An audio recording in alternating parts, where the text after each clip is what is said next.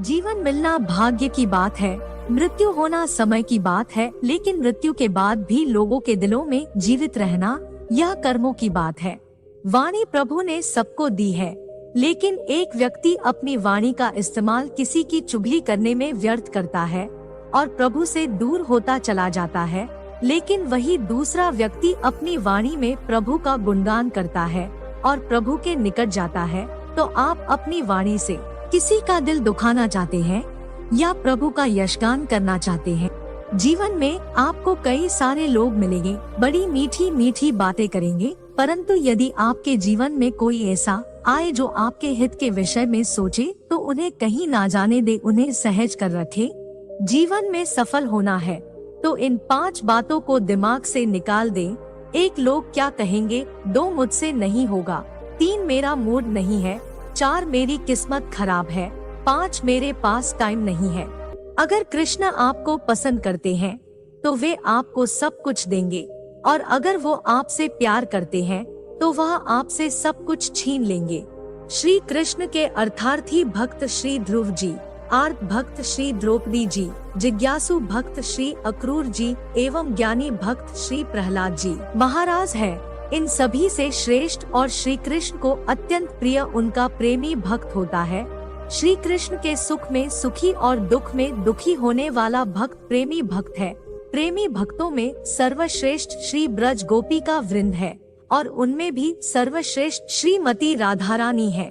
यह जरूरी नहीं कि जीवन में हमेशा प्रिय क्षण ही आए, दूसरे लोगों का अनुकूल व्यवहार ही हमें प्राप्त हो। अपमान, शोक, वियोग, हानि, असफलता आदि तमाम स्थितियां आती रहती है और जाती भी रहती है। दुनिया का कोई भी शरीरधारी जीव इन विविधताओं से बच नहीं पाता।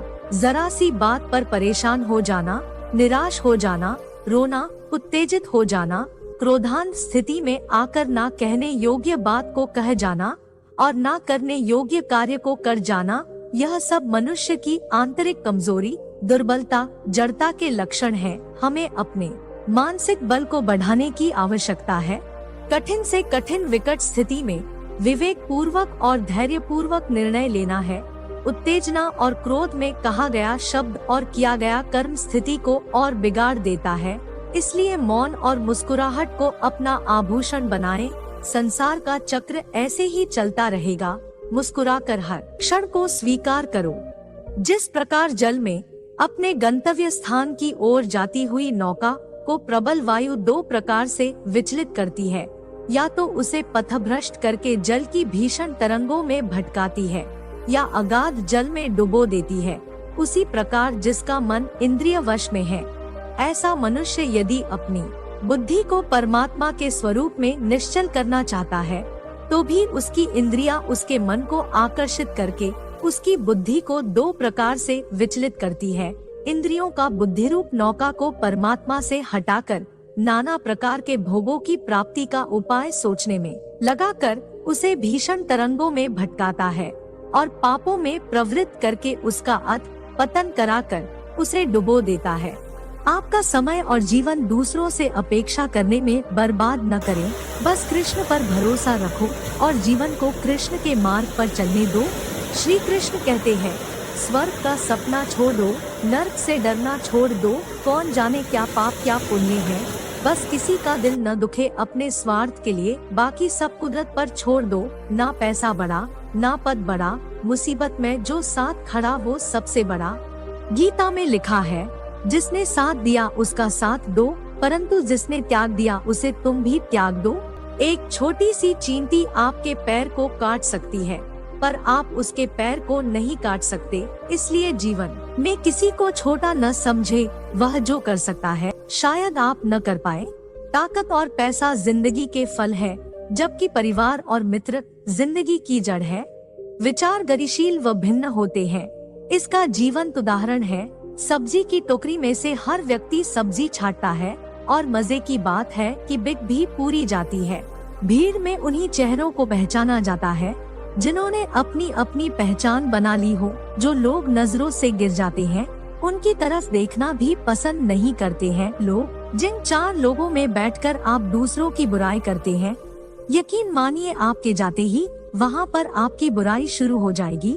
ईश्वर पर आप तभी विश्वास कर सकते हैं जब आपको खुद पर विश्वास हो, क्योंकि ईश्वर बाहर नहीं हमारे अंदर ही है। जिसके जीवन में हरिनाम नहीं है वे अनंत धन वैभव होने पर भी एक भिखारी के समान ही है।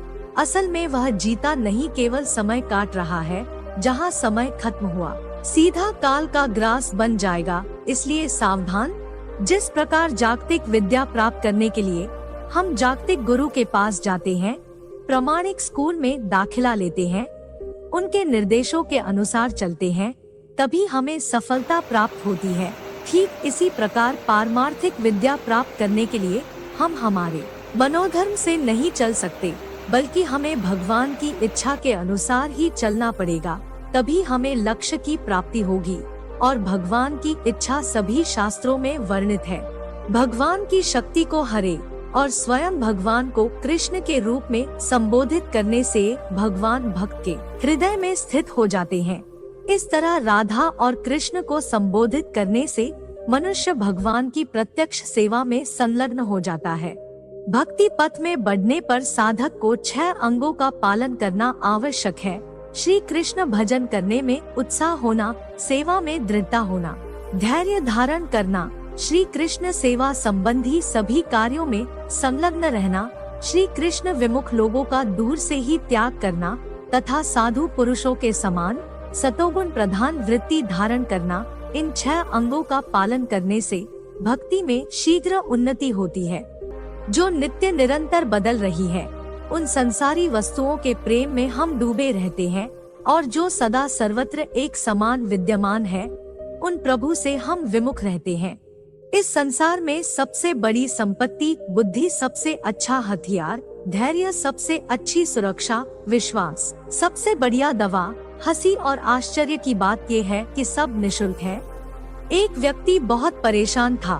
उसके दोस्त ने उसे सलाह दी कि कृष्ण भगवान की पूजा शुरू कर दो। उसने एक कृष्ण भगवान की मूर्ति घर लाकर उसकी पूजा करना शुरू कर दी। कई साल बीत गए लेकिन कोई लाभ नहीं हुआ। एक दूसरे मित्र ने कहा कि तू काली माँ की पूजा कर, जरूर तुम्हारे दुख दूर होंगे। अगले ही दिन वो एक काली माँ की मूर्ति घर ले आया।